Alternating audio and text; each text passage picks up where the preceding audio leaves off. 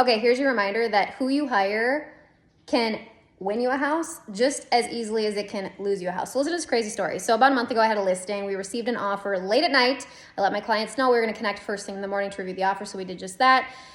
Terms looked good, okay? It's 9 o'clock, we're on the phone. Everything looks good except for the fact that there are many errors on this purchase agreement. In fact, so many errors that we have to draft a counteroffer.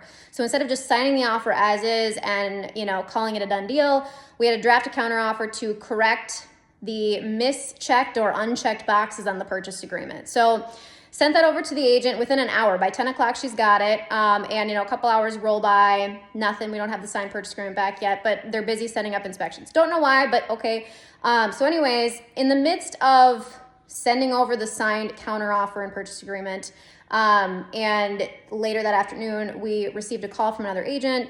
Hey, Alex, my clients really love this house. They want to see it today. They're in town. Okay, great. Let my clients know. They're happy to have them come through. I did let her know we had a verbal agreement in place and we're just waiting for an executed copy of the purchase agreement. She said, no problem. We're going to show it anyways. Okay, great. They do. So 4:30 rolls around. We have buyer attempt to set up inspection without having a fully executed purchase agreement in place. Okay. So at 4:30, I finally get the contract signed back from the buyers.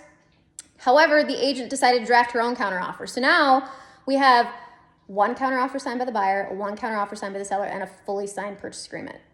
All the agent did to this new counteroffer was add freezer or fridge in garage to be excluded from sale, which she didn't need to do because it technically is personal property.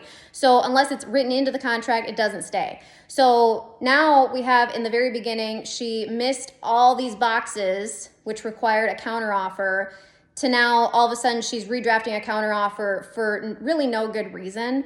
And I got a call from that agent that did the second showing. Hey, Alex, we love it. We're going to write.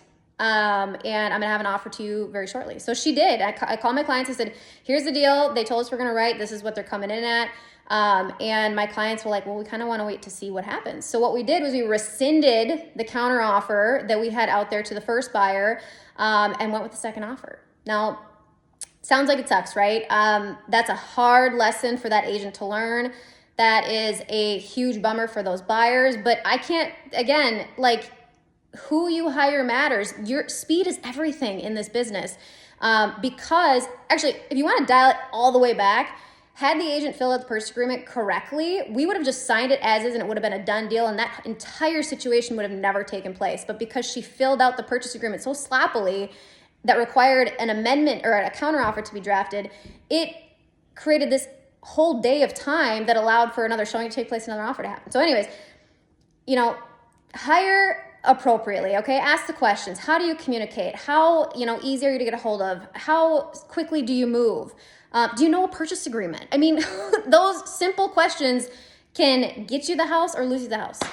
Seriously, some of the we see in this business is crazy. And I share these stories so you can see and know that it really does matter who you hire, because these things happen behind the scenes, and who's to say that those buyers don't really fully understand what their agent did or how she misstepped that cost them the house. So hire wisely.